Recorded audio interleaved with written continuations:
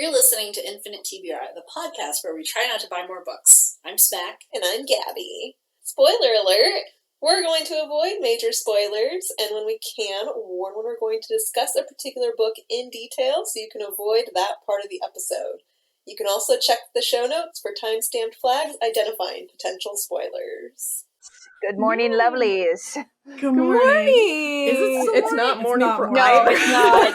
It's 4:30 where I'm at. It's like solidly afternoon, even on the West It's Coast. literally how I greet all of my YouTube viewers with good morning, Lovelies, even though I almost always record in the afternoon. Perfect. And I usually post in the afternoon, too. Maybe they all listen in the morning. So You never know. Great. You never know. So for All right. fans of Chris, we are Smack and Gabi with Infinite TBR. Mm-hmm. For the podcast. The podcast. Yep. TBR. And they run a podcast called Infinite TBR. And fun fact, Gabi is actually my cousin. Mhm. We are both from the Alongi clan. So she has to be nice to me. But Smack, you're not a blood relative. You can be as mean as you want. I slid You're on your her. own for that part. I slid her a list of my mean comments so that she can ask all of them, and you'll just think it's her. Excellent. I'll Smack just can be the I'm a mouthpiece. little better at cursing anyway, it's fine. So we dreamt up this collaboration. Chris came with us to Sirens 2020. One. Yeah, 2021. Yeah, because they said that they were going to skip 2022, and they swore that they were going to be back for 2023, and they're not back. It's gonna be back soon. Don't worry about it. We can live in hope. That's like, you heard it here first. They will be back. They will be back. Just a little. I don't think it'll be this year, but it might be next year.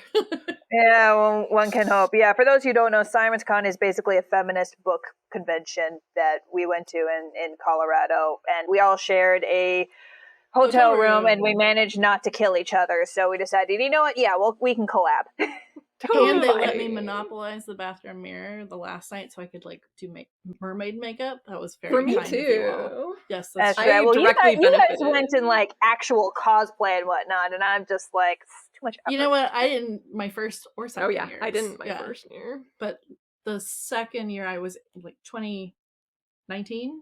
Yeah. I had like this nice clothing. I bought a crown to go with it. But I was won a crown. Well, I bought it. Oh, Early buyout at an auction.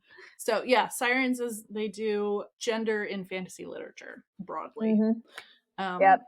And so I think talked about it then at that time. Chris, you had just started your TikTok channel. Yeah, I had just started a Cafe Latte, which is about a cafe run by fairies. Had not been born.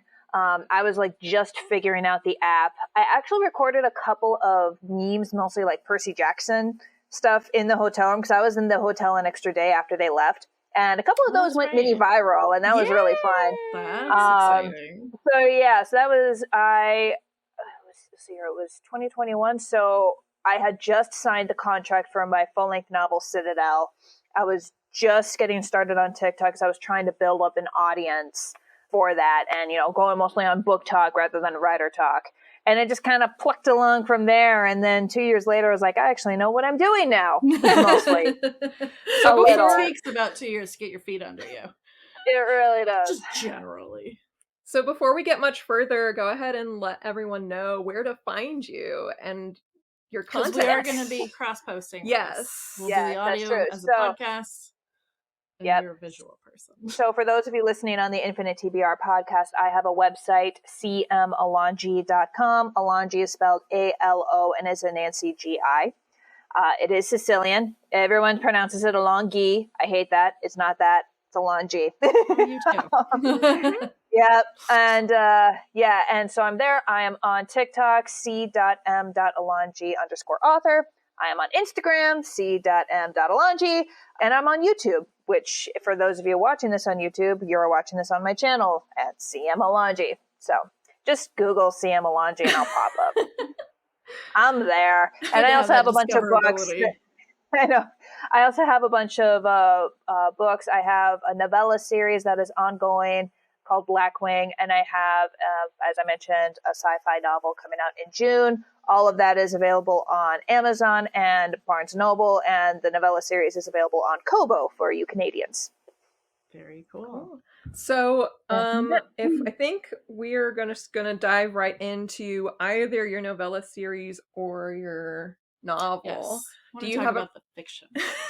Do you have a, and then if and when we have time at the end, we can ask some fun book questions about, you know, your Cool. like your fun reading habits and writing habits and stuff. But which would you like to talk about first, your Blackwing or your Citadel? Well, Blackwing's the stuff that is currently out, Right. so let's start there. Okay. Blackwing is a novella series that I am self-publishing, and I got the idea for that when I had COVID last February, which was just a cold for me, but I was still quarantining, and I was bored, so I asked my brother if he wanted to play one of our favorite childhood computer games, Diablo 2. And the whole idea is that you're playing this hero. You can choose a sorceress or, you know, a druid in Amazon, or a necromancer or a paladin. And of course, they all have different powers and personalities. And my brother and I were playing multiplayer. And as we were doing this, I was thinking, wouldn't it be hilarious if the necromancer, who's all edgy and dark and like anti-hero, was forced to work together with the paladin, who's like the goody two shoes. I get all my powers from God. Edgy. Exactly, very not edgy. You know, what if those two characters were forced to work together to save the world and fight Diablo and rid the world of evil? And I thought it was just going to be like a Diablo 2 fanfic, but then like the characters became something different, and then I found myself writing like 20 pages of world building notes, and I was like, I should just do an original story, shouldn't I? So the Blackwing series is basically gods hated necromancer. The gods hate necromancers in this world. Has to team up with a paladin who gets her power from the gods in order to save the world, which is based on ancient Greece and Rome. And it's really fun.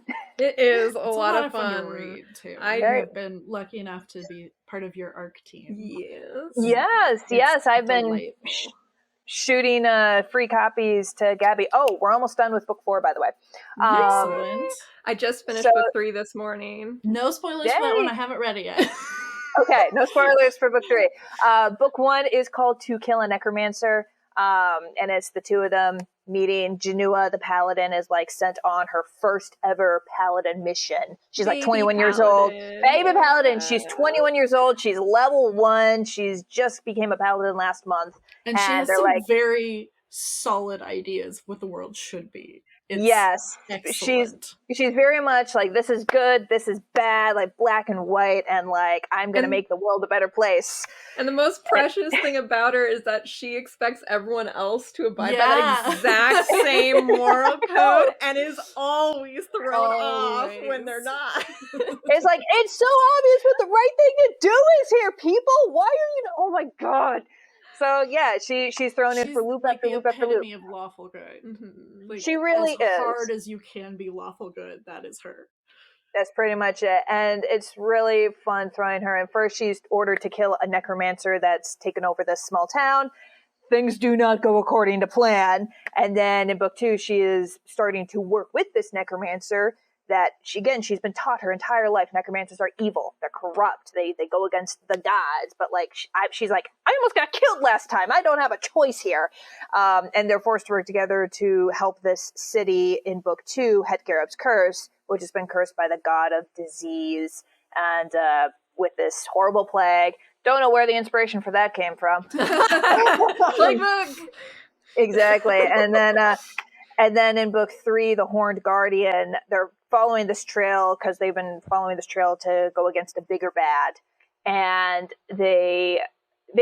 she's asked to execute a necromancer local in town, but he's only 15 years old. So she's like, I know. She's like, he's a necromancer. Yeah, there's a high risk of him doing something evil, but he hasn't done anything wrong now. And then book 3. This is book 3, the Horned Guardian. This is like chapter 1. I just said. It's not a spoiler. Like, No, it alright, just no, it the happens setup in is the fine. beginning. Yep, that's the Okay. setup. This is Act 1. And then it kind of spoils from there. Like, there's a magic And then forest. the next thing that and happened. Thanks for that. Yeah. Here's who dies. Oh my god, and wasn't then, it awful when this happened? God. I couldn't handle it. I don't know. I couldn't believe it myself when Janua decided to do this. And then before Do it you know, comes in out, not in high school, in college, my friend had never read Harry Potter, and I said, "Do you want to know when Hermione dies?" You're evil. Which might be the meanest thing I've ever done in my life. I'm delighted by how evil that is. and I'm like strictly like, I'm one of those people who I don't like spoilers, and I hate spoiling it for other people. Yeah, because it's like, you only get first chance what? Like, it's one of those things where it's like, if I don't care about the story, like, I'm never going to get into Breaking Bad. I tried, I failed, so I don't care. You can spoil Breaking Bad to me all you want. And then it's like, but if it's like something that I want, yeah, but if something like I'm going to be reading this, like it's on my list, like I just started The Invisible Life of Addie LaRue. So it's like, no spoilers. I'm exactly the same. I'm arbitrarily picky about spoilers. Just sometimes I don't mind. Sometimes I'm very focused. Yeah, but like also like I live with 2 roommates, and one of them who has depression and anxiety wants spoilers. Like they very much like, I need to know. Yeah, I need to know what happens. Do they make it out okay? Do they die? Like, what happens? They need to know, and largely it's for their own mental health. Like, I need to know going in if this is going to be okay for me, or if I need to like properly brace myself.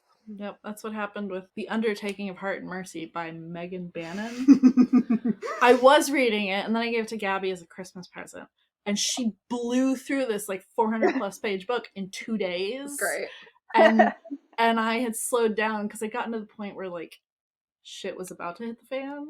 Right. It's like I have no idea what that book is, so like this is kind of like You've Got Mail. Have you seen that movie or know the premise? It's You've Got Mail with zombies. So magic zombies, not science zombies. They're like secret pen pals, but they don't know that they're pen pals, and in real life they hate each other, and so inevitably at one point there's the big reveal where they find out. Yeah. I needed spoilers, and then I decided I couldn't do it. I'll go back to it at some point, but couldn't do it. So. No, that's kind of like, I've been with books where like I read The Girl Who Could Move Shit with Her Mind, which is like X-Men meets Alias, and it's hilarious. Okay, but how was it?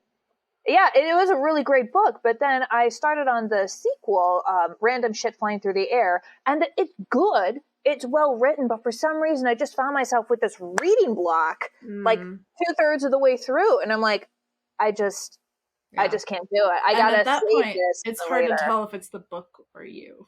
Yeah, I'm pretty sure it's me, because the book was doing fine. Yeah. There was nothing like, there were a couple of plot twists, but like they made sense. Characters are charactering, world is worlding.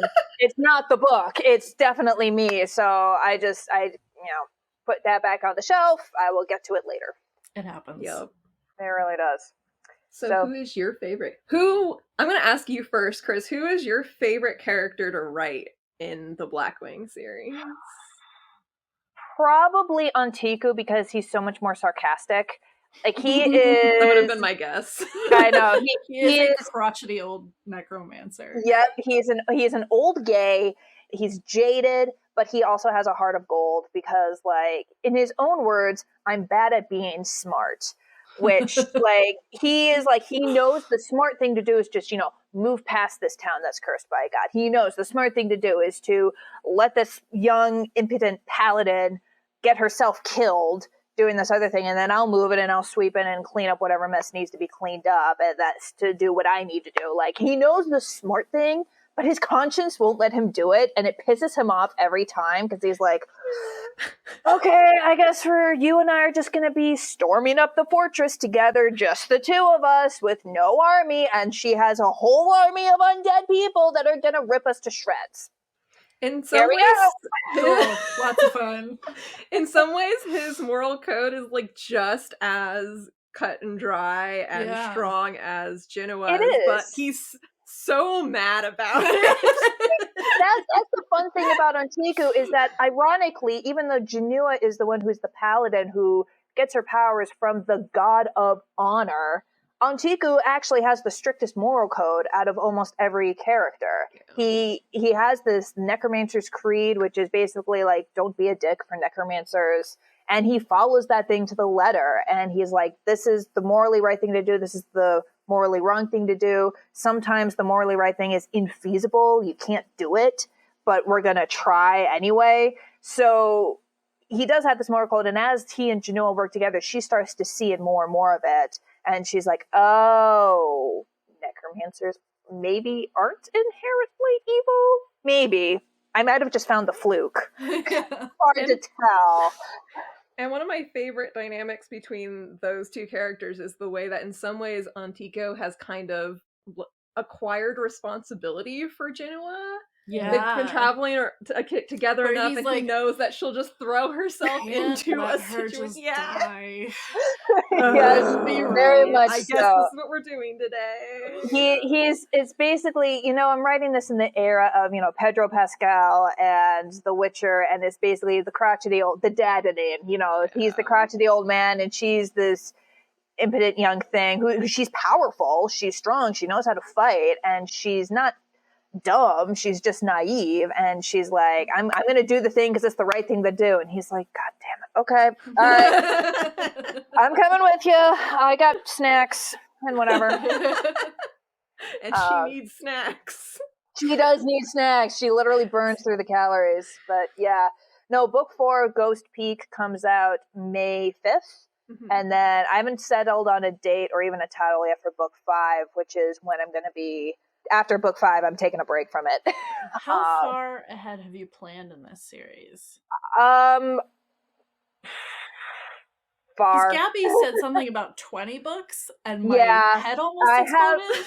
I'm a planner, okay? There's planner versus pantser. Hold on, let me get to the desk here. There's planner versus pantser. Planners are the ones who outline everything. And while I don't have like a hard outline for the next several books, I do have note cards. Always helpful. That's a lot of note cards. Oh and my God. some of these are like the first 5. Yeah, so like getting rid of the first 5, and some of these are like totally empty. What is this? Oh yeah, that's an idea for like a future book. That's the fun thing about doing a novella series is you can just kind of do whatever. Yeah.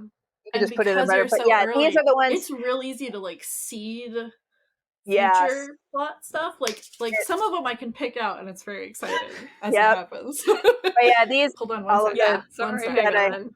We're on the room above the garage, and so when the door goes up and down, like the microphone, you can hear it. Yep. Okay. So, but yeah, no, these are like all of the notes for like the next several books. So there are at least. Oh, the garage is back. Someone came home. Yep. Nah, I feel ya. I live in an apartment myself. There's no soundproofing. Whenever there's like birds or police or a helicopter or anything, you can hear it in my YouTube videos and even my TikTok. So that's why we don't record at Gabi's place. I live in the flight path. Kind of. I live adjacent to the close enough to the flight path. She also lives in like a generally cooler place, so they're like cars and people, and I live in the suburbs. I was really jealous of Gabi because you're like 5 minutes away from the beach or whatever. From the ocean. Yeah. I'm technically 1 block from the ocean. It's a very long block though. But but it's the cliff. So like, you can see the ocean, but to get the to beach it, is the beach is longer. Poor Gabi. Jesus Christ. Okay, fine. Whatever. Anyway, so who's your favorite character in the Black? Mine? Yeah. I was thinking about that, and I don't think I would love either of them separately as much as I do together. Yeah. Together. Yeah. They're perfect together. They are perfect together in a way that I would not have because like a lot of books you don't really have older characters. They're all 25 or Jinwa's age. And it's just so much better with a crotchety old dude tagging along behind to make sure you don't die. Their dynamic is what makes these books good. It's just awesome. They are really fun. Yeah. Which one do you like better? I think I agree with you. Of course you do. But as of book 3, I have a, not necessarily contender yet, but I'm very excited about someone we meet in book 3 that I can't talk about without spoiling. That's fair. Is it the Crow God? No. Oh, so she's mentioned the Crow God like 3 times. I'm very obsessed with my pet theory about what's gonna happen. Yeah. Book 5. Book 5. Book 5. Excellent. Book 5. That's all I'm going to say about that. How long does it take you to write one of these? So these were cranked because they're novellas. They're shorter. And I chose to do them specifically because they're shorter. I signed the contract for Citadel, a full-length novel, in 2021, and I was told it'll come out in 2023. Originally, we thought it would be like spring, but then it was like, oh, it's going to be June instead. And I'm like, that is forever from now. And I came up with the idea for this series in February of 2022. Okay. So and I'm still technically working. I just got some notes back from my editor that's going to basically be a wholesale revision of book 5. Wow. So I'm able to crank these out very quickly. Book 4, which we're tinkering with like grammar, was also another whole revision. There was like a completely different premise, and they were going to do like this murder mystery thing. I've tabled the idea for later, but it just wasn't the right time for this one. So that was a bit of a rush job, but we all really like, and the beta readers that I've hired really like. 4 novellas in 1 year? That's pretty good. Yeah, 4 novellas in about a year, and then finished the rough draft and the revision of 5 in like a month. That's and a then, very solid pace. Yeah, but that's why also like I need a break after book 5 because I don't have book 6 ready yet. I've got it basically outlined, but you know. And there's also like 8 other writing projects that I have going on at once. And I'm just like, table this for now, and then I will get back to it, I swear. Yeah, doing the same thing for too long. And no matter how fun or... It takes a toll. Yeah. It really does. I recently just had to go on just a little hiatus from Cafe Latte on TikTok because I'd been doing it like 50 episodes straight, 1 episode a day. Oh, wow. Yeah, so I was just like, and I was like, literally, like, I had the script planned out and everything, but I'm sitting there in front of my computer with the camera ready, and I'm just like, I can't fucking do it. I need, like, I could have pushed through that block, but I'm like, no, this is gonna... Good for you. If I don't take it. So I literally, setting boundaries for yourself. Yeah, I literally let everyone know on TikTok, hey, just an FYI, I'm just taking a little break from this for now, and then gonna focus on something else. And the response has been overwhelmingly positive. Everyone being like, hey, take care of yourself. We get it. We're a little disappointed, but we will be here, and we look forward to what's next. So that's nice. So while you were writing Blackwing, what are the easiest parts to write, and what have you found are the biggest challenges? Well, the easiest parts to write would be like the world building, because I'm a nerd. Your world building is great. It's also interesting. Yeah. So the world building, the history of the world, Antiku's impromptu lectures on how all that works. That's just me. Yeah. We got in the book 3, you get the series of like how the gods came, like the primordials, the nature series. You get some of that, all that historical background. It was very cool. Yeah, the kid necromancer that I mentioned is asking him, why do they hate us so much? And Antika's like, well, here's all the historical context. So yeah. And there's a little more of that in book 4 too. So that's really fun. The dialogue is really fun too, although I often have to go back and unmodernize it. So it fits. So those are the easiest. The fight scenes are pretty fun for me to do too. What's difficult for me is like often is killing off characters. When like, I can't do that. When like I don't like killing off villains. Like that's entirely. But like, you keep wanting good things to happen to the good characters. Right. But the thing with good storytelling is you can't have that happen. Like, if you want fluff, go to fan fiction. I'm not here to deliver that. I need to bring pain. And so it's figuring out, I need to hurt these characters, but like, do I kill this one off now? But if I do that, then I'm like completely nixing a potential future arc later. So maybe like I make them think they're dead, or like maybe I just separate them, or maybe I just introduce a new character and then kill them off. later, and a lot like easier it's a to minor kill off new character, so characters. yeah, it's very much easier to kill off a minor character, and if you're doing it right, like if you, I don't know if you guys ever watched Full Metal Alchemist. I have not. Not in a long time. Oh god, yeah, no, it's a great anime, and Brotherhood, I should say. Yeah. Full Metal Alchemist Brotherhood, and the manga that's based off, very good, but there's like a minor character who gets killed off fairly early on, and it just hits. Like, it's rough, and it like determines the course of the entire rest of the series too. And he's a minor character, but like you still really care about him and his family and the impact that he has. So that's your like top inspiration. Good tier. to know.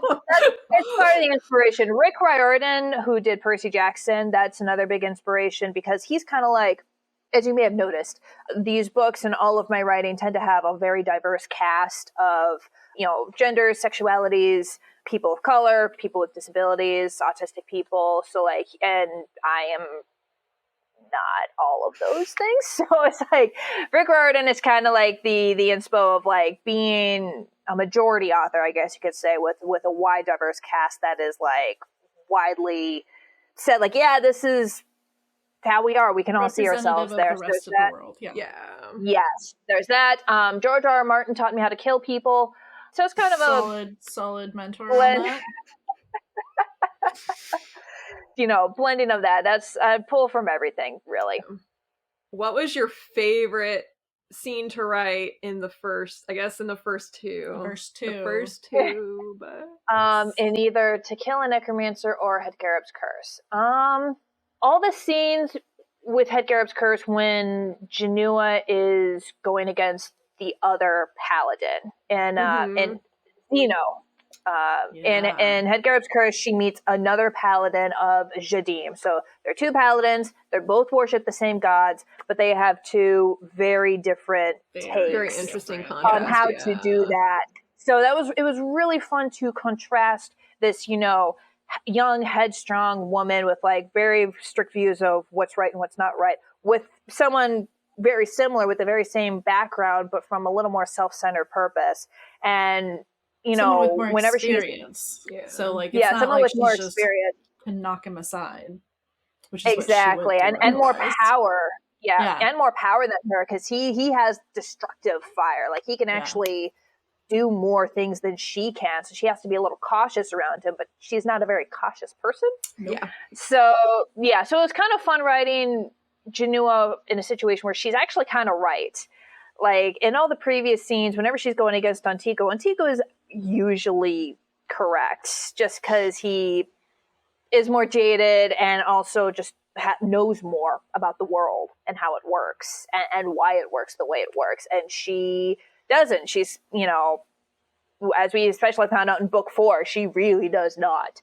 Oh boy. But in this case, in Hedgarab's, Ghost Peak was the site of a necromancer school, just an FYI.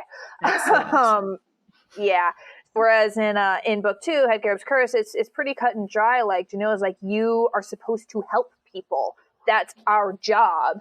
And this other paladin's like, no, I'm supposed to protect the temples, and I can't do that if we get, this plague was sent by another god. If I go against that other god, I am going to be putting myself and the temple at risk. I can't do that. And she's like, bitch, yes, you can.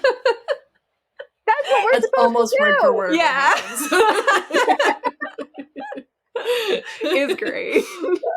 So that's really fun with those two books, was having Janua be like, oh, that's right, she's actually sometimes right. And she is coming from a good place, and you really do get to see her shine as she's like, this is why I decided to do this, to follow this path, to help other people, and if I have to fight a literal god to do it, I'm gonna fucking do it. That was another part of the second one that I really enjoyed, because in the first, like, her inexperience is what holds her back from like being able to take on the necromancer by herself.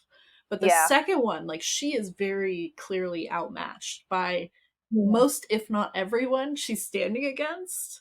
And like, there's an angel from another god that appears, and and that same necromancer who's clearly stronger and more experienced. And so like, it was interesting to see her like take a breath, try to do the smart thing. You try to like Antico, she's just bad at being burning her way through her problems. And the third one ends up being a perfect follow-up to both of those in that sense. Excellent. Because in the third one, she's in this position where she's the one with the most power in the whole situation, and she's put into this like moral dilemma of what to do with this necromancer kid and everything and else the that's enchanted going on. forest and everything Yes. else. Yeah, And there's a particular scene where like Antico has to say, she's like, "What, you don't think I can be patient?" And he's like, "Okay." No, I don't think No comment. They're just Yeah. so much. They're so great. Yeah, no, they're really fun to write, and it's just, you know, enemies to lovers is like taken over so much. It's like a really popular trope. But I am like a romantic asexual. I don't experience romantic or sexual attraction. So like there's already a disconnect for me there. But I've always loved friendship plots, and especially enemies to friends. And that's basically what we're seeing here. Like this whole thing, like it does get dark. It does get a little gritty there. You know, stuff happens. But at the end of the day, it really is just me squealing about the power of friendship. Yeah. That's really all you need. You can be sad and do dark things. You're nice Exactly. to your friends. Exactly. And like every single major character, I should say, with some sort of ability, be it paladin, necromancer, demigod, or anything else, they're all somewhere in the rainbow umbrella.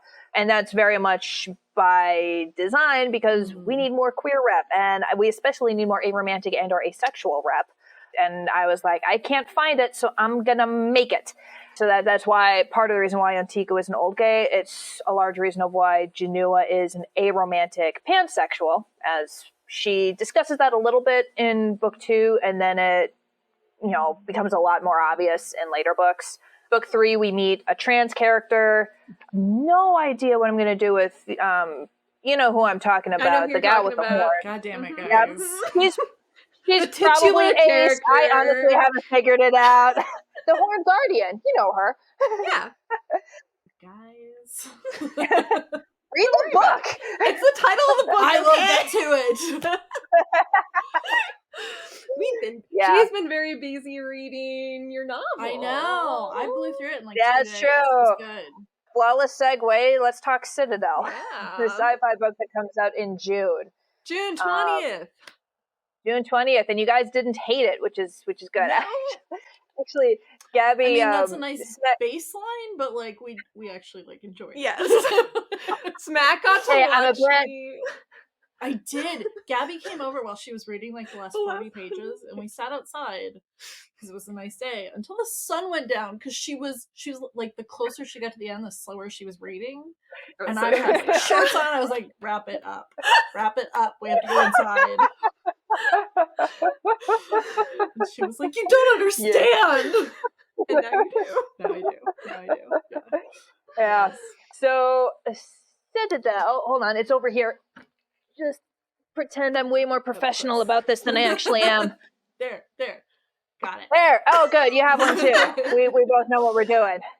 Awesome. So Citadel is an actual full-length novel, completely separate from Blackwing, and a science fiction. And the short version is there are humans versus aliens that they think are demons, but are actually telepathic, telekinetic wolves with wings on an alien planet. That's it. That's the book. Yay! And that's all there is to it. And it took me a really long time to read it. Okay. So how long did it take you to write that one? Since I was 12. Okay. It's your no joke. I thought like it's either going to be like a year and a half or like a decade. Yeah, no joke. When I was 12 years old was when I wrote my first full-length, like 300-page novel, and I was so proud of it. And I made my poor father read it, and he did, and he gave me some really good feedback.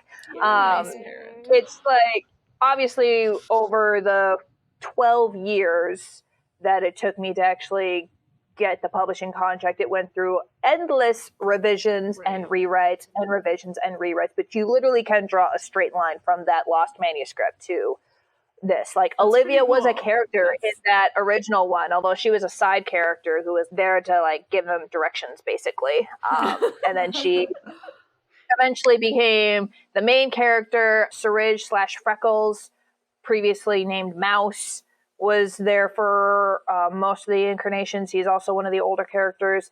Riley has been there for a very long time, almost always with like, the final version that I settled on was chronic migraines that he suffers through, largely because my mother also suffers the same. But he's always had some problem that has kept him from being the traditional macho man. Usually he was blind. There was one version where he was like wheelchair bound. Something kept physically holding him back. And then in this one was like an actual, like, where there's a forest that literally floods once a week. So cool. And like, I know the flood of forest, that actually came from, there was this documentary I was watching, I forget what it was, but it was about the Amazon, the jungle. Yeah. And there are actual freshwater dolphins swimming around in like the more flooded areas of it. And I remember seeing that on screen and I was like, that is like some alien shit. That is so cool.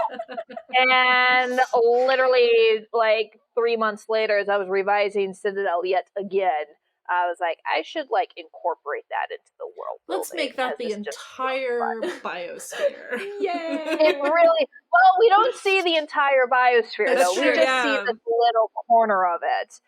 We just see the flooded forest and this one human city plop in the middle of it. I do really like how the farther you, like, it starts with just the Citadel, the city, and then a ring of like agriculture around it. And there was an explicit moment where they're like, we can't get very far, we haven't mapped the planet, we don't like know what else is out there. And then Olivia, as she goes to live with the chimera slash demon slash winged wolves, like she gets to see some more of the world. And I, as a reader, while she was going around being like, they could put a city there, they could put a city there, how long would it take them to get here? I don't know.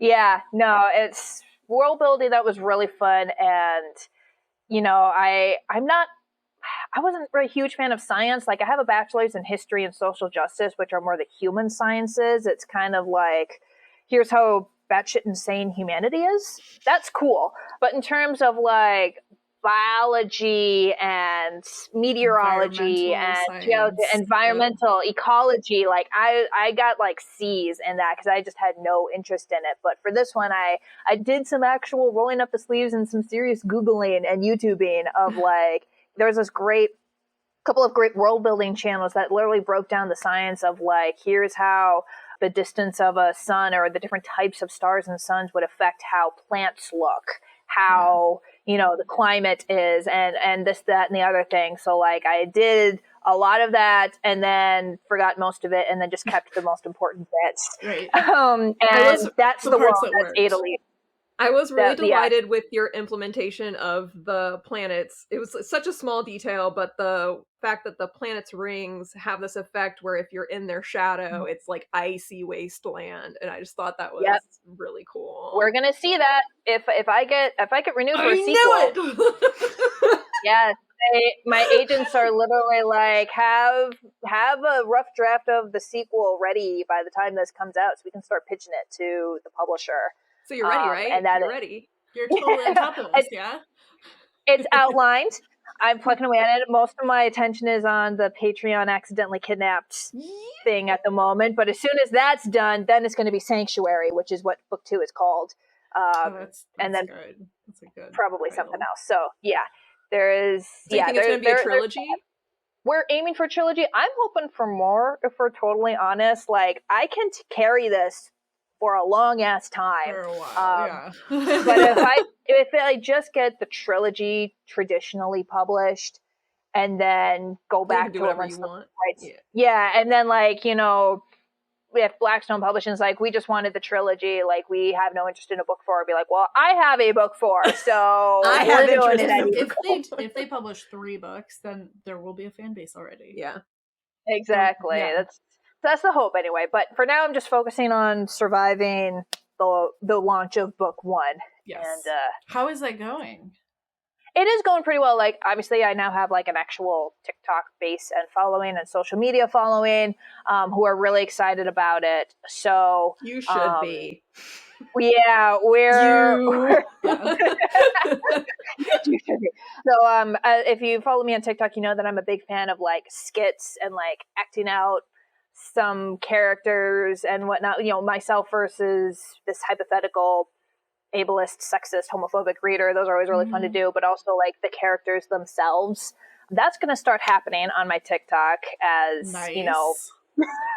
I literally had the skits to those scripted out and sitting on my laptop for months, waiting for us to get closer and closer to the release date so I could actually start doing them and hovering over the releasing them. Hovering over the record button. Let's go.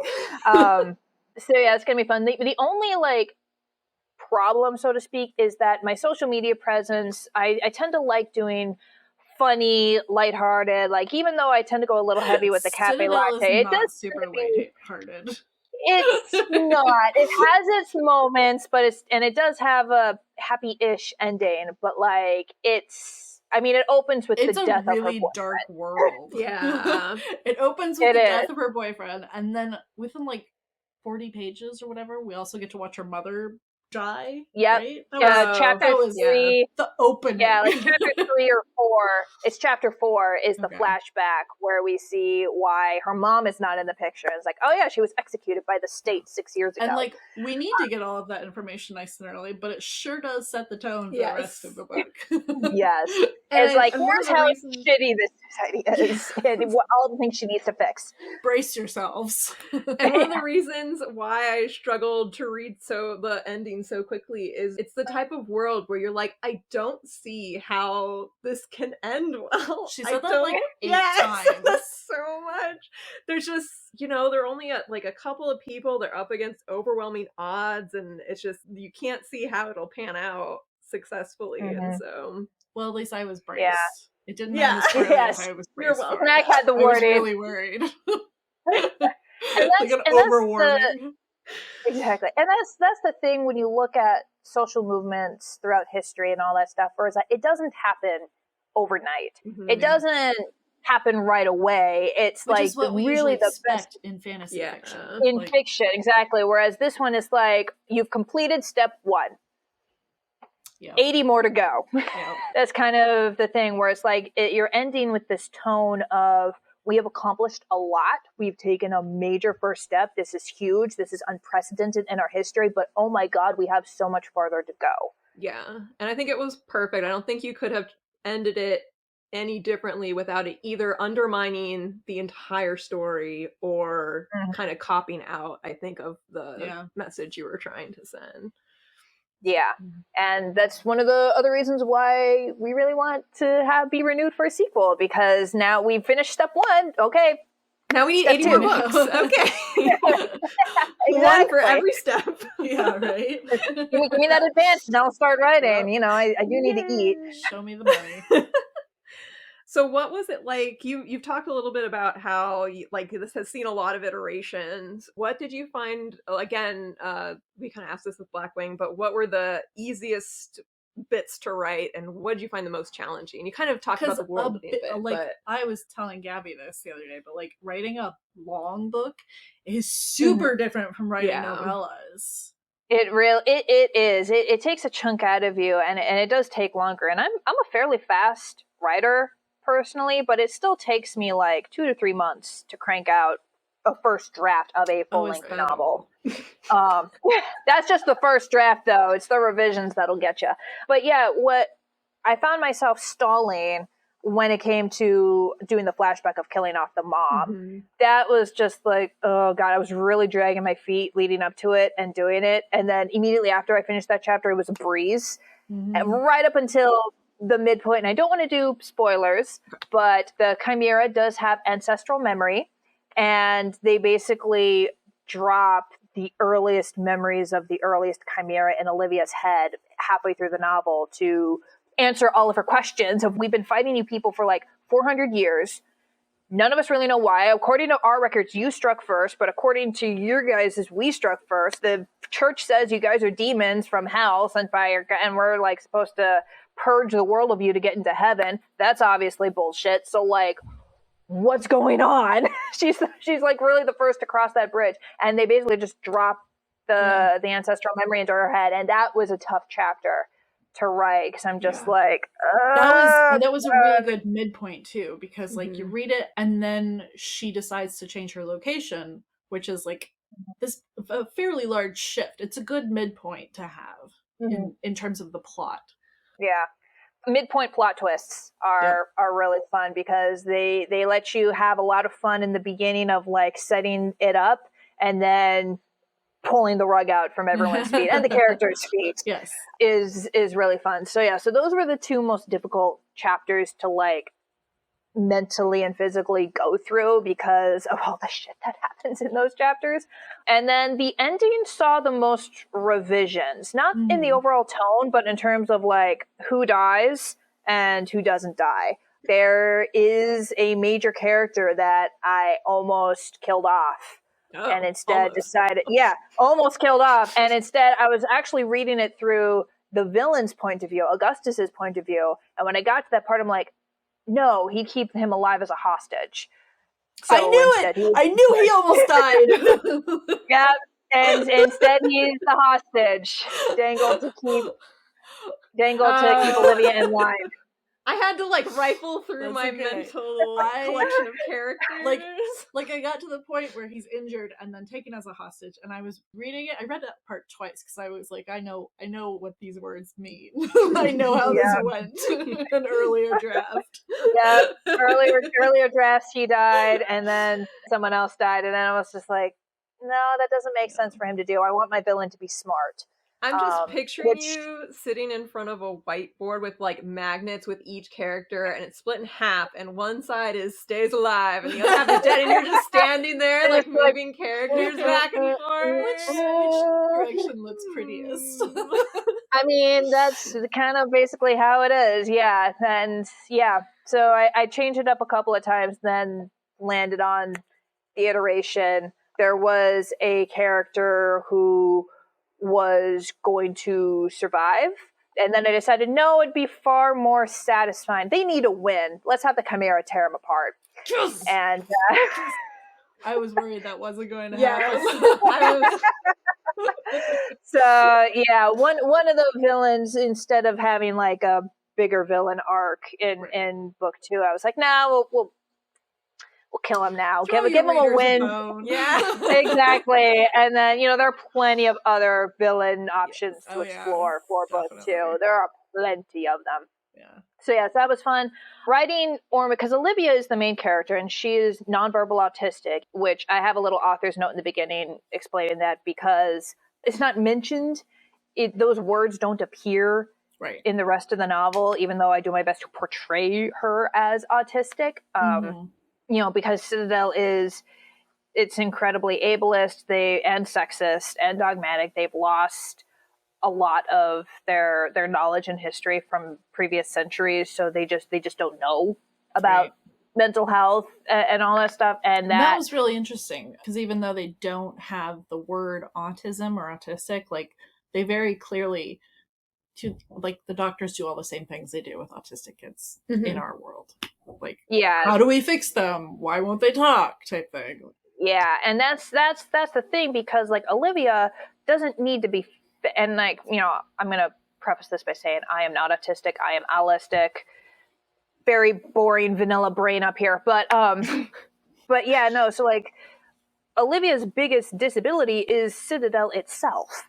Like that's the problem. As soon as she goes out, when she's in the forest and she finds a way to communicate. Yeah. she actually starts to heal from her grief and is like able to like flourish in the forest with these chimera who like don't care that she can't speak verbally. They have a different method of communication that they show her how to do, and it works beautifully for both of them. And that's kind of one of the big things is like it's not her.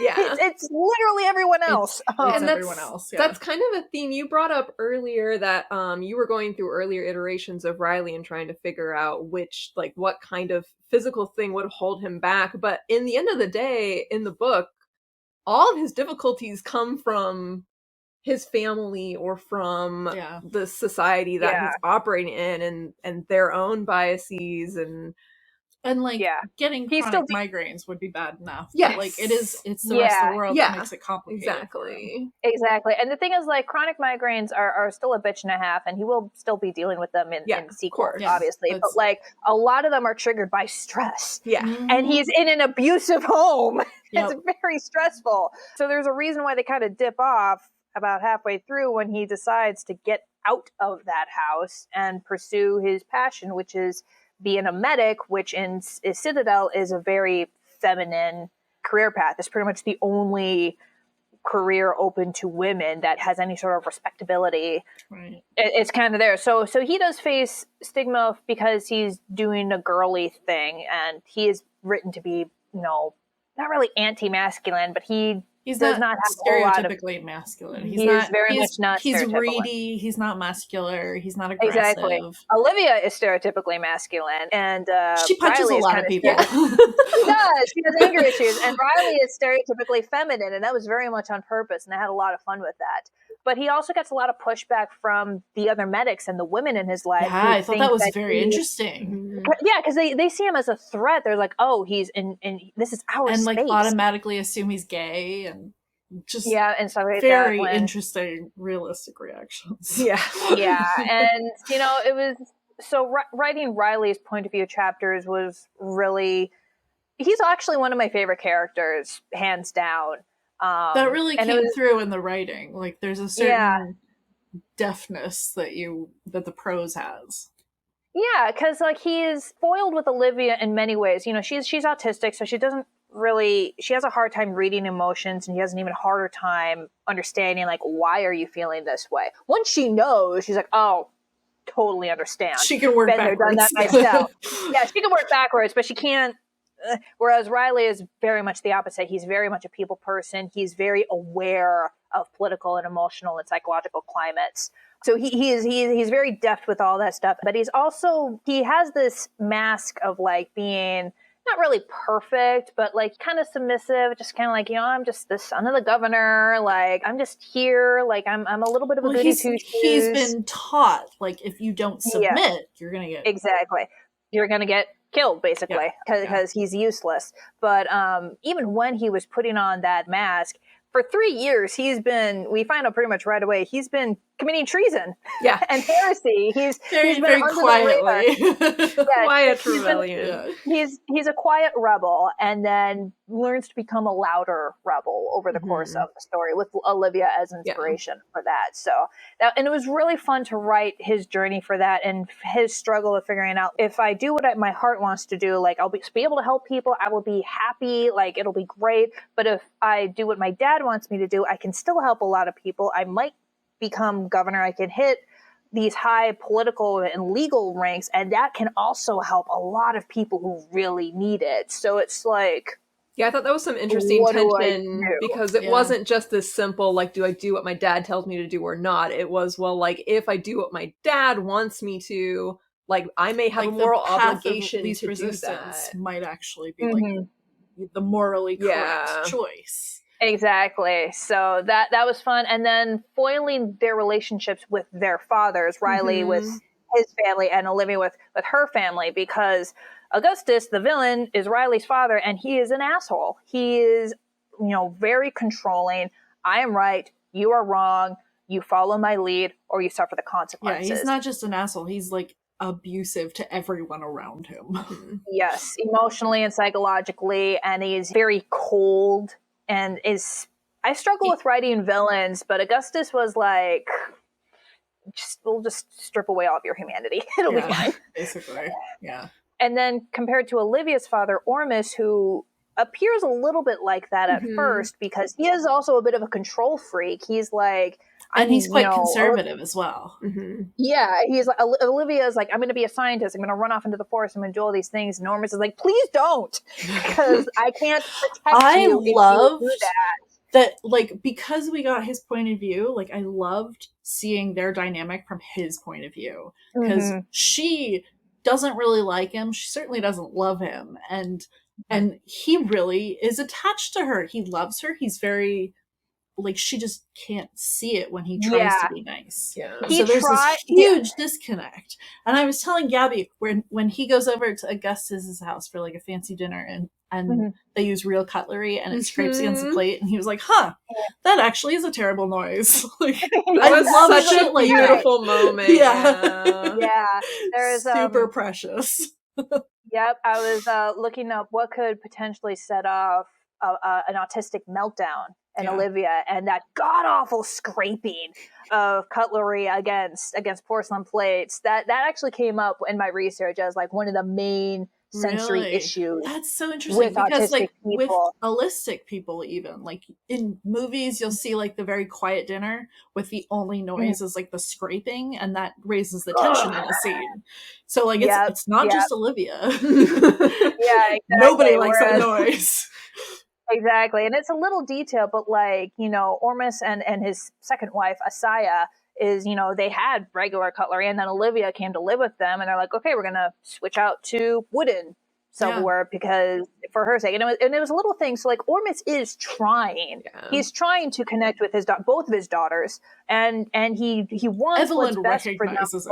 Like, yes, Evelyn is better at recognizing it than Olivia is. He's basically the epitome of he confused, but he got spirit. Yeah. and he eventually they eventually figure themselves out, and it's, you know, Ormus is really fun to come to because he's really complicated, and he has the positive character arc of, you know, finally able to connect with his family and let go of the control a little bit and trust them and believe in them and doing that, and it works. But he also does a lot of other, on the other side, the political end of Citadel, you know, he does a lot of nasty things too, all in the name of protecting the town, and he realizes his mistakes just a beat too late, and it's just like, oh, that's gonna come back to haunt me. And it will. I did really like him though. Like, he struck me as probably the best fictional portrayal of the military man who's like very like cool and reserved and conservative, but actually like loves his family and goes out of his way to like comfort them and be around for them type thing. Like that shows up on TV a lot, but like this is the best portrayal I've seen of it in fiction. Thank you. Yeah, no, Peterson was also a really fun character to write too. The father figure for Olivia. He was actually based off of my grandfather. He seemed like our grandfather or your grandfather? Maternal grandfather. Other grandpa. Yeah, a little bit of like, I respect the institution and its rules, but I also understand it's made a dumbass decision and I refuse to follow it. You know, the coarse, gruff, more obvious heart of gold type of thing. I just love characters like that. They're just really fun. And they're an interesting contrast to each other too, because I don't remember for sure, but my impression is that Peterson has been in the military for longer than Ormus has. He's older than Ormus, but he has been in there for because he's just a sergeant. Yeah, he's sort of aged out of any more promotions. Yeah, he's poor, so right up there. Oh, that's right. He didn't get the jump to Einstein the way that Ormus did, who's rich. You know, everyone starts with, 2 years of mandatory military service when they turn 18 in Citadel, all the men. But to become an officer, you got to have that rich education and upbringing, which Ormus had and Peterson didn't. So that's why, and Peterson also has that struggle with authority himself, even though he loves his job and he loves the boys that he basically helps raise and train. So that's why he's stuck with it for so long. But he can't go any higher because he's poor and he basically knows more than the officers above him, and they don't like that. Which, by the way, is why our grandfather, Gabi, could not climb any higher ranks. He couldn't hide he didn't have the appropriate ass licking. Yeah. It's an Alongi trait, I'm afraid. Yeah, I was going to say, I don't have that either. Neither does my dad. It's fine. But yeah, whereas Ormus, he was ahead in life, and it also helps that he is kind of blinded and by the dazzle of authority, and it's like, yes, sir, I can absolutely do that, sir. I can do that, sir. And then his realization of the flaws of the military and Citadel itself comes slower than it did for Peterson. But like, you still get to see that transfer from like what got him so many raises was that yes sir mentality and believing it. And so like to see him go from like And it makes sort of sense from his blinded. point of view to be like, you know, this role and all these bones I've been thrown have provided me and my family with this privilege and protection. So we He's the should captain. He's in continue charge of buying the into the entire system. military. Yeah. But as soon as that protection starts to fall apart is when he's like, maybe that's not questioning as, it. Yeah. very interesting. And it's one of those, the whole blindness of privilege type of thing, because Ormus is obviously very privileged, and he's kind of aware of the privilege and the oppression, and like he's not blind to the fact that men have it a lot easier in this society than women do, and that's why he wants Olivia and Evelyn to act a certain way, because he wants what's best for them in this shitty society. But he doesn't think I should change the society. He thinks I should change my girls. Contrasted with Riley, who is like, this is a problem. We should change the society, not us. So they're a fun group of characters to write, and I can't wait to get into the sequel. It's going to be really fun. Do you have a favorite? I know. How could it not be Olivia? She's amazing. I know. Olivia is kind of the first thing that comes to my mind, and a good chunk of myself is in her, like the reverence of books, the fuck this attitude, like, and she is just really cool and fun. So fun to read. But I also do really love Riley and how his quiet rebel, and he's basically a pacifist who is like, I'm not going to hurt anyone. I'm not going to kill anyone. I'm just going to do what I'm going to do. And if you don't like what I'm doing, either kill me or get out of my way. I got shit to do. Move. I also and really I like just love Mekte. I will say that. Like Mekte. Yep. He was just so empathetically honorable, which I just loved. The Chimera were really fun to write as well, because like they have this totally different culture that's what I was going to be trying to talk about. I was remembering. We got there. Yeah, they have this totally different culture of like, you know, they don't have the sexism. They don't have a patriarchy. They don't really have ableism. They don't have any of that. They have their own problems. And that's why it works so much better for Olivia, but also that changes how the individual thinks and their values and how they view themselves. So Suraj and Freckles, he's super young and like happy, and he's like, I know that I probably shouldn't have, you know, approached this dangerous human kind of unarmed. He struck me but as I being did it about anyway. like 12. 10 to 12. Oh, really? I was going to be like... He's kind of closer to 15.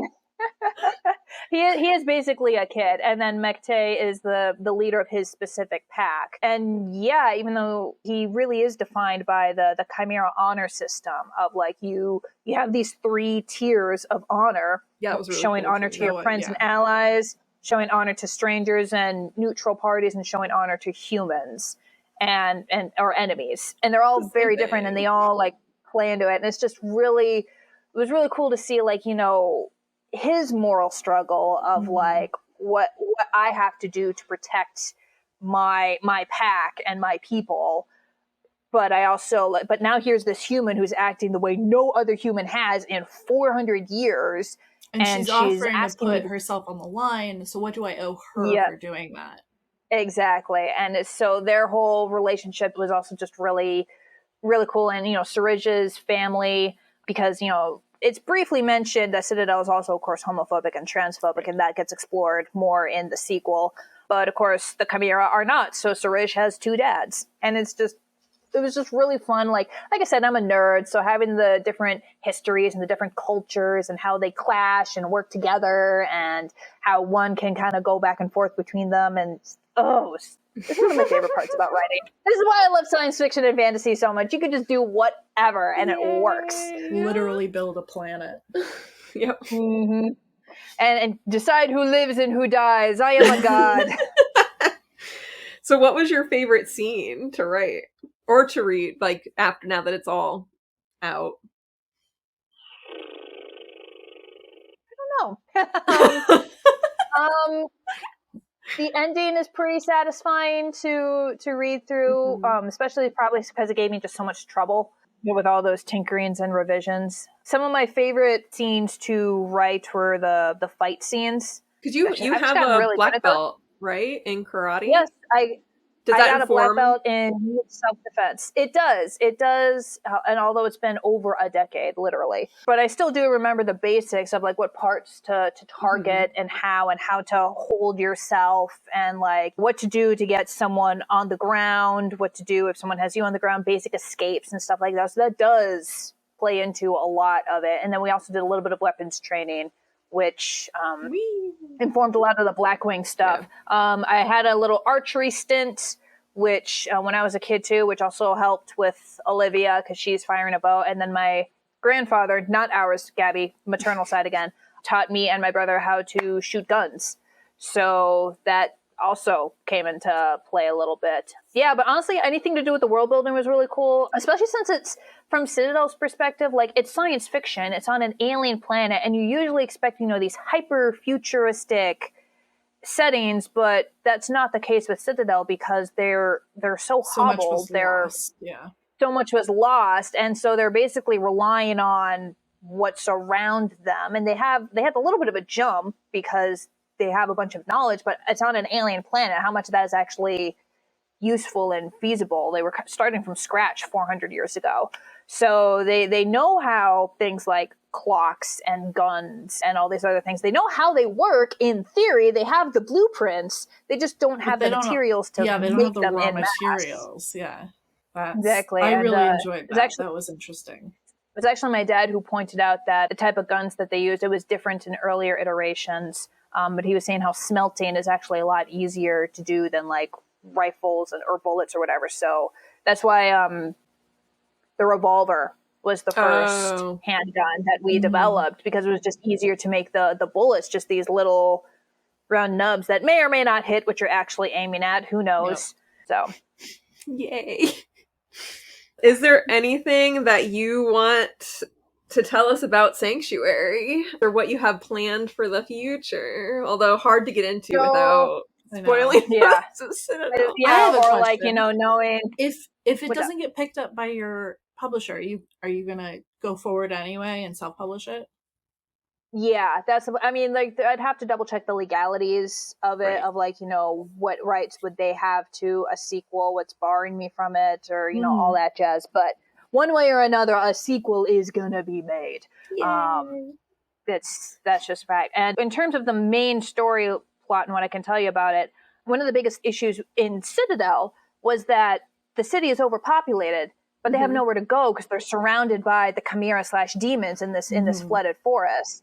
So they're trying to find spaces for a second city, and they can't because they keep getting attacked or they keep getting flooded or stuff happens. In book 2, Riley basically comes up with the idea of like, okay, any human who wants to live out in this forest, in this second location you've chosen out can, but it's going to be under chimera rule. Ooh. So the whole idea of Sanctuary, which is the name of this second town, is it's human refugees basically, and chimera from wherever, coming to this new place and building a new city together.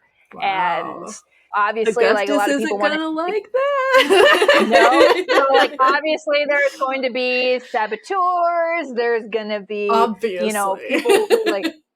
Yeah, the obvious one. And then there's also going to be like, those people who are like, I want it to succeed, but success looks like this. And, other humans who are just like, I think that we should convert the chimera to, our religion and our way of life. Then have us, and others are just like, no, the chimera clearly know what they're on about. We should do it their way. And like, some of the chimera, we get more into them. We're going to get some chapters from Sarij's point of view. And so cool.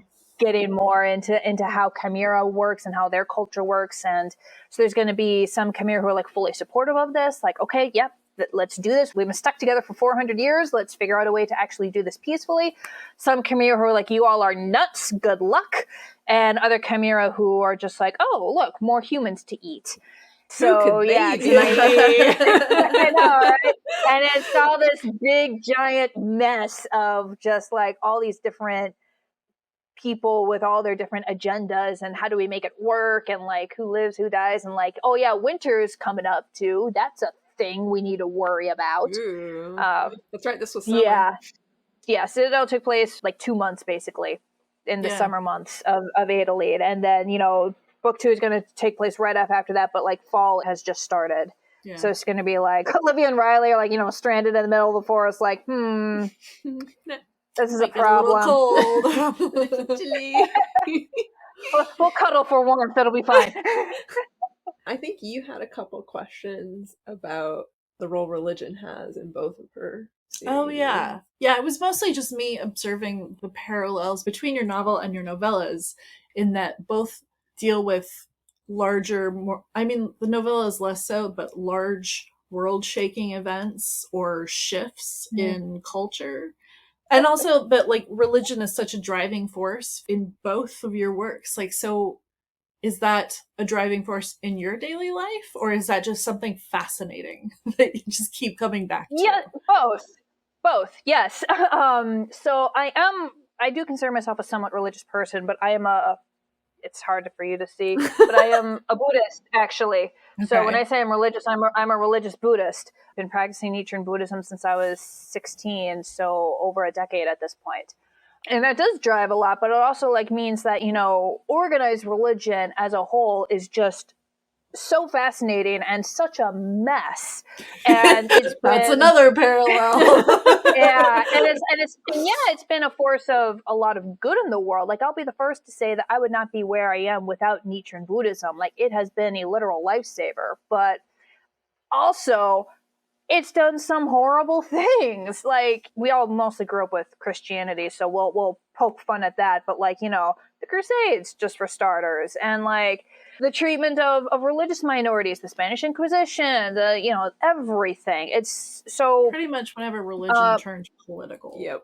Yeah, whenever there are political interests, it gets dicey and messy. So yeah, those do pop up in my stories because I do find it so fascinating. And with the Blackwing novella, and we get more into this, especially in book 4, Ghost Peak, coming out May 5th, where there are actual gods and deities and angels, and like that's, you know, that causes problems. And so that's really cool to see, like, okay, what if we had like a global conflict and like, you know, Athens and Greece, but like the gods were actually a thing and they were stirring some shit and driving forces and, you know, all that jazz. And then with Citadel, it's not clear. It's science fiction. So like there's no, the 100-faced god is not going to come down and, you know, scold them for being bad. But like, exactly. So, you know, you have but people like Augustus. Yeah. But you have people like Augustus who basically embody all of the negatives about organized religion and how it can be used and abused as a tool for oppression and for war and for power and for keeping the rich rich and the poor poor. Like it's all embodied in him in that negative way. But you also have characters like Riley, and to a lesser extent, Asaya, who embody basically all the good of religion.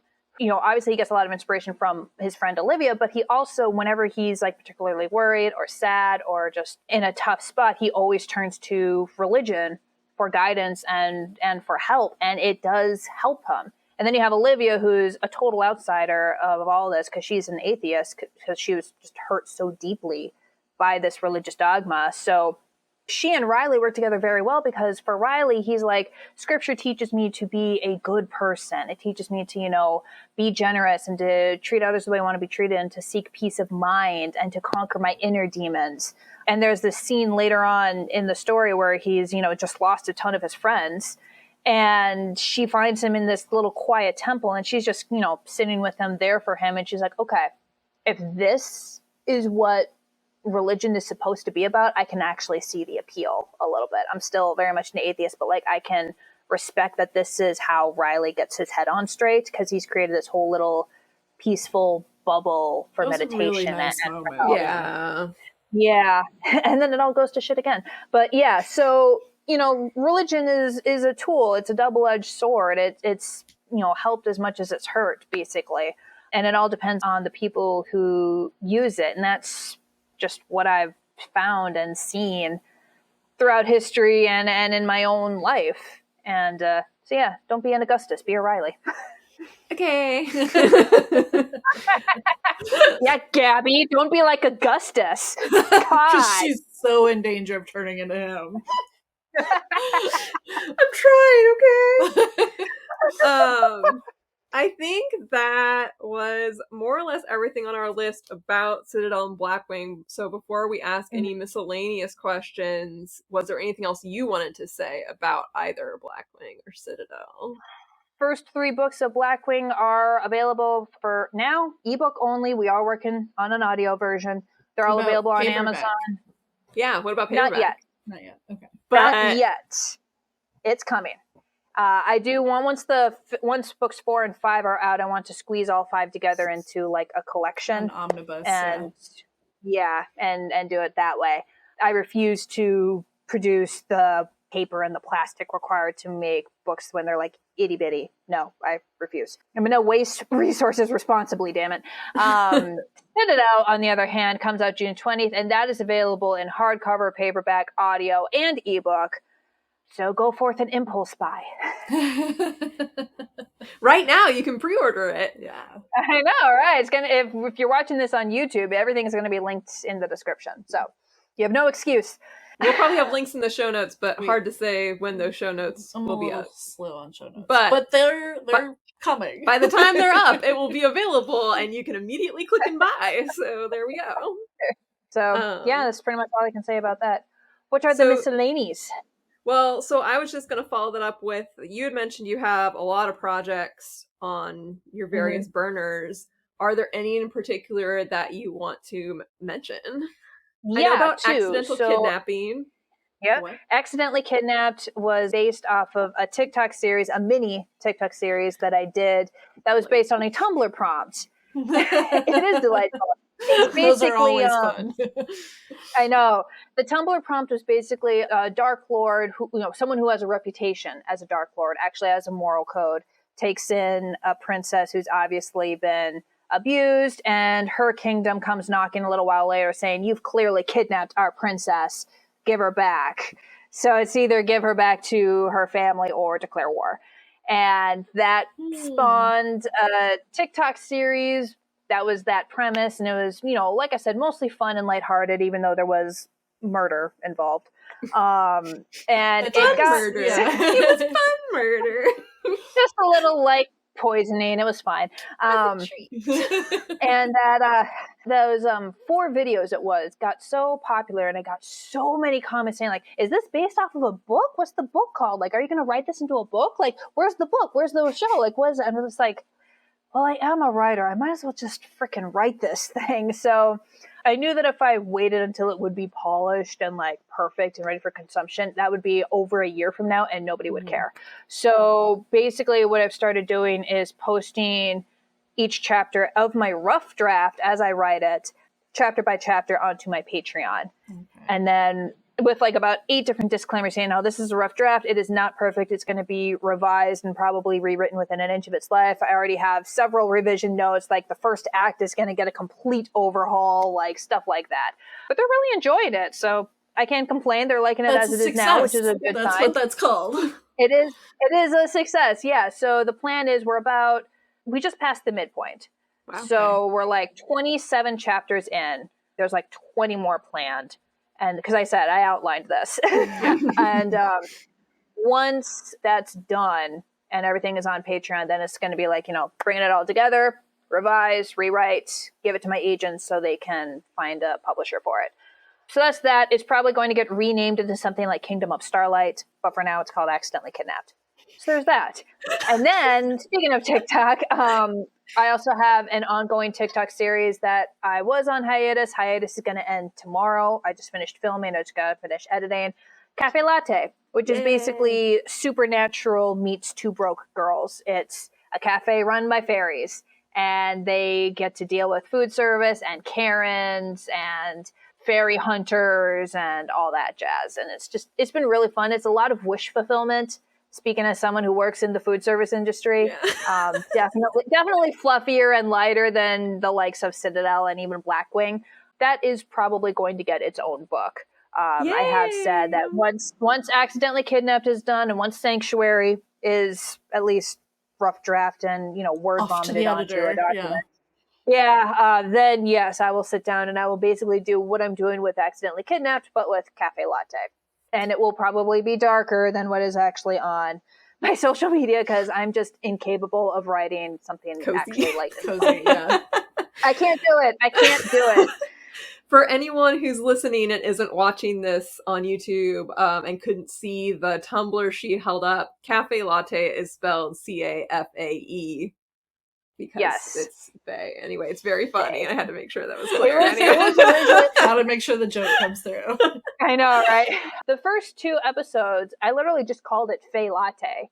And it wasn't until I got a bunch of comments saying, like, this should be called Cafe Latte. And I'm like, you are all geniuses. Like, that's, Live why am I feedback. not this great?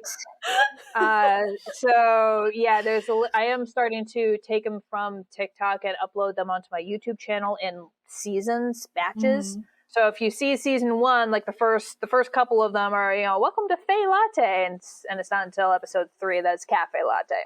Amazing. Okay, I think that's your content all wrapped up. Yeah. If we wanted to, the only other thing I thought we could end with were just when Smack and I finally recorded The intro episode. We just talked about, because the idea of the podcast was to get through our giant TBR piles, we talked about our reading personalities, kind of. But things like you talked about your attitude towards spoilers. You mentioned that this is more writing than reading, but you mentioned that you're a plotter instead of a pantser. So I thought we could just ask a couple more questions along those lines. What are your favorite genres to read, for example? Fantasy and sci-fi, hands down. Well, okay, sub-genres. Yeah. I will say, though, in terms of while I am usually in the fantasy sci-fi land, I will occasionally throw in a bit of classical literature or a nonfiction book because I found that hopping across genres helps prevent book hangovers and reading blocks. But in terms of subgenres, usually epic fantasy, that is fantasy that takes place in other worlds, not Earth. Earth is not even a thing. It's, your Lord of the Rings, your Game of Thrones. I tend to go for darker fantasy as well with life and death stakes and all that jazz, but it has to have a happy ending. I can't really do tragedies. Yes, at the very least, What? I wrote a very At the cozy very- dragon story. I can do happy endings. Yeah.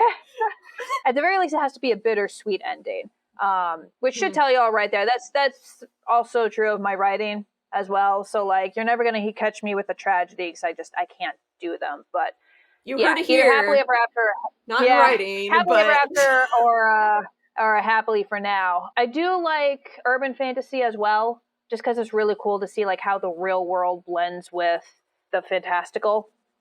It's usually fantasy. Sci-fi does pop up every now and then. When it is sci-fi, it's usually really futuristic, really far out there. Nadia Corfor's work is really good if you haven't. That tends to be darker stuff. But yeah, stuff like that. Post-apocalypses. Fun fact, Citadel was originally a post-apocalypse on Earth before I moved it to an alien I was planet. it still is sort of post-apocalypse. Yeah, no, but on Earth, Olivia was literally, shuffling through the ruins of Washington, D.C. in some of the earlier iterations. So yeah, that tends to be, either young adult or new adult, bouncing back and forth between those two. I don't really care. Yeah, if it's dark, if it's epic fantasy, if the main character is a minority, so woman or queer or person of color or neurodivergent or disabled or something like that, then that's going to catch my attention right away. I'm so sick and tired of books that, center around the default, quote unquote, this neurotypical cishet white dude. You have billions of stories to choose from there. Yep. Yeah, there's so many. So many. I just thinking, I don't actually know the last time you did read.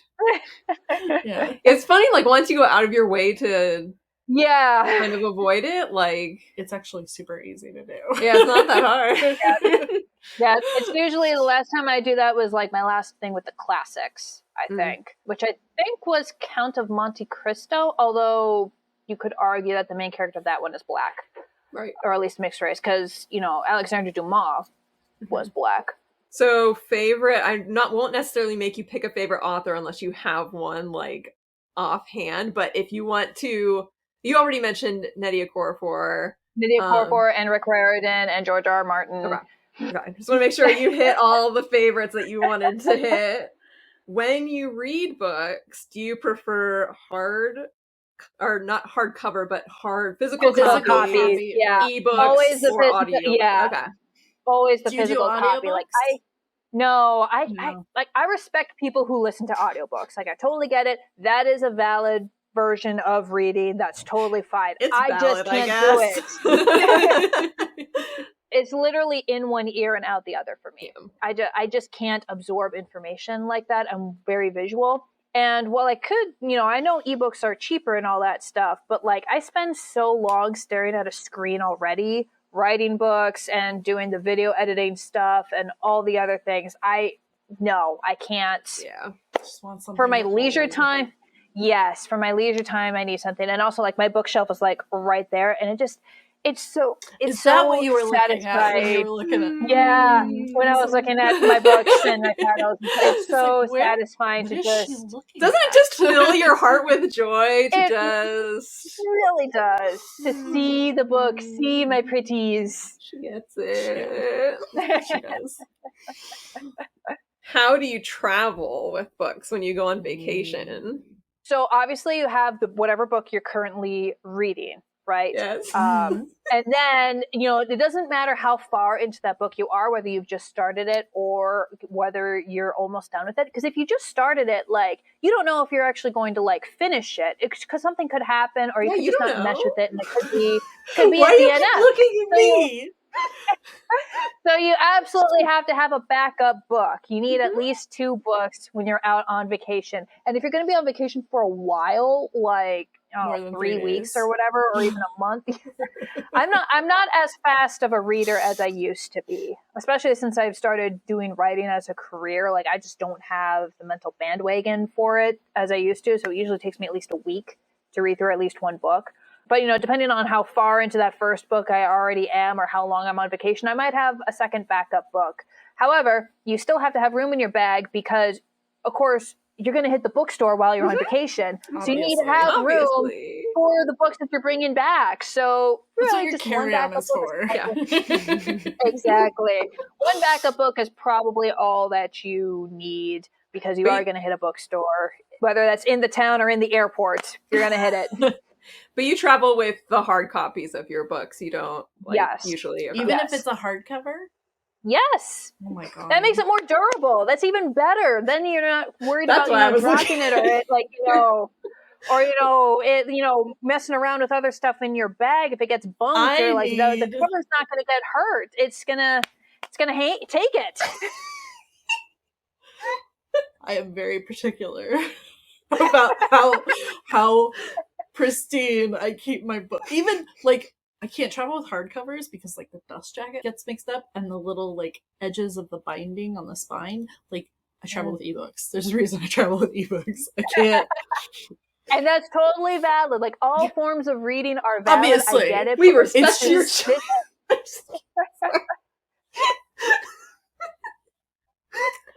Moving on. Also, like the more books you carry with you, the stronger you get. You don't feel guilty about missing the gem.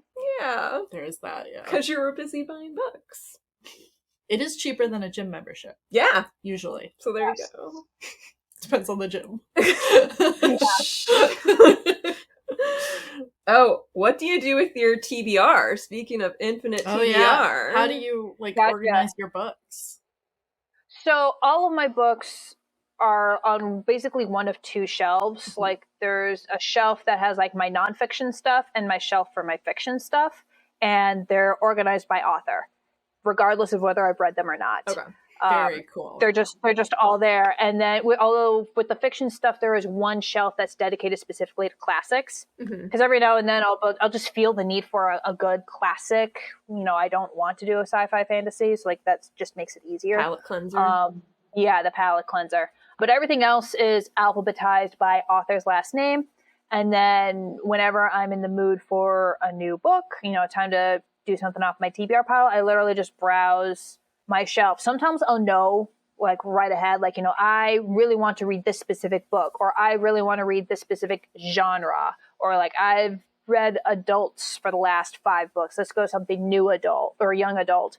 But also sometimes I'm just like, yeah, this looks good. It's been on my shelf for a while. And they all fit on your shelf? I know, that was my next question. For For how much now. longer?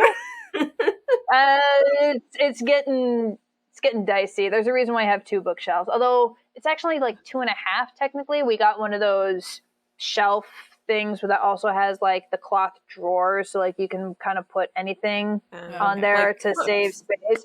But I share that with my roommates. There's not a whole lot of room on it. And we're all bookworms. Oh, okay. Do you share? Yeah. There's a 3rd bookshelf that's built into the apartment that belongs to my roommate. So okay. But I don't share my bookshelf. Is there room for that's another what I was asking. Is there room for another bookshelf? Maybe. Like I might have one like, oh no, the air conditioner's right there. Maybe if it was a short one, like here. Okay. Like nice little. My roommate shaking her head at me, no. Absolutely not. Oh yeah, the heater's there. That's a problem. Dang it. That would, Do you need to be kept warm? in Minnesota? I mean, You just said it's 80. You're fine. Yeah, it's 80. You're fine. I mean, yeah, now in summer, but come at us again Tomorrow. in January. Yeah. Can you read more than one book at a time? Are you a dual Not wielder? really. No, I used to be able to do that, but I can't do it anymore. Like the closest I've gotten recently was like I was in a book slump, which I hated, and I just couldn't do it. And then for some reason, my brain fixated on a book that I'd already read, the Scythe series By Neil Schuster. It's science fiction. Yes, that one. And I just fixated. So I started to reread book 1, and then I went shopping for something else entirely. And of course, I bought a book, and that was The Invisible Life of Addie LaRue. And currently starting to reread the old favorite got me in the mood to start reading a new book. So I'm technically reading 2 at once, although I think I'm just going to put Scythe back on the shelf. It's done its job. It served its purpose. It got me out of the slump. And you've read it before, so it's not like you're... Oh yeah, I've read all 3 books. Under what circumstances do you DNF? Like we have kind of like 100 pages or halfway through. Yeah, depending on enjoying it, then Yeah, no, for me, if I'm like a third of the way through and I'm still not connecting with any of the characters, or if I can like foresee everything happening in the plot and not in a good way, that's pretty much a DNF. I was telling you earlier it's a good book. It's a sequel to The Girl Who Could Move Shit with Her Mind, which is basically secret superheroes, working for the government. Who's that by? And I can't see, there's a little ornament in the way.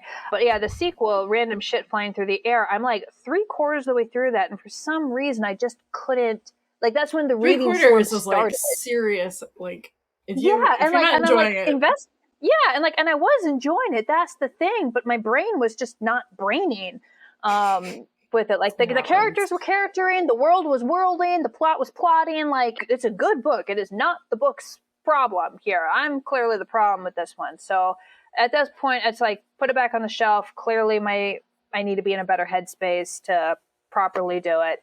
But for the most part, if I start a book, I'm going to finish it. Okay. So you don't find yourself doing that much anyway? No. In fact, Moby Dick was the closest DNF by Herman Melville. By Herman Melville, because God, I came so close to DNFing it so many times because it's a 600-page book. I was reading the adult version. Is it 600? I had no idea it was that long. I thought it was like a 300-page book.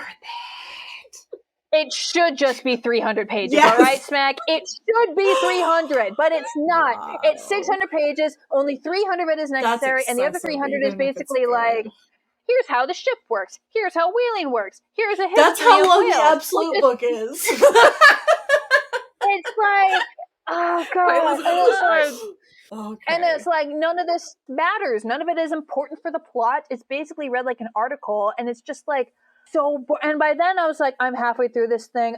It's a classic. I'm gonna finish it, and I'm going just to say that I finished it. Nope. But at the most part, honestly, I was kind of like skimming through. Yeah, that's the real question. I mean, I was skimming through a lot of the chapters by the end there, waiting for the plot to actually happen. I feel like I should be compensated for my time. I'm gonna interject here real quick. The Girl Who Could Move Shit with Her Mind is by Jackson Ford. We keep a list. That's what it is. Our show notes. There you go. Makes sense. Yep. And it is a good book. I do recommend that one. That is 9 out of 10 for me. Yes. The Girl Who Could Move Shit with Her Mind and the sequel, Random Ship Flying Through the Air, and there's like 2 others. It's like a 4-book series at this point. So yeah, they are good. They're hilarious. The main character is a dumbass. It's great. It takes a lot of skill to convincingly write a stupid character. It's that you're willing in a way that's endearing. Yeah, exactly. Yeah, an endearingly stupid character, like a little dum dum. Yep, sweet little dum dum. Yep. What are you gonna do next? Yep. So it's rare for me to DNF, mostly because of pride. Like, I started this thing, by God, I'm gonna finish it. I can understand that. Amazing. I think that was all of our ITBR questions. Anything else you want to say to send off? Buy my books or my merch. Heck yeah. I've got both. Thank you for coming on. This was Chris Alongi. Pen name is CM Alongi. And here's hoping on June 20th of this year you go pick out. up an excellent book. Exactly. An excellent particular book. I'll put you down as ARC readers. Tell me all the things I did wrong. Yes.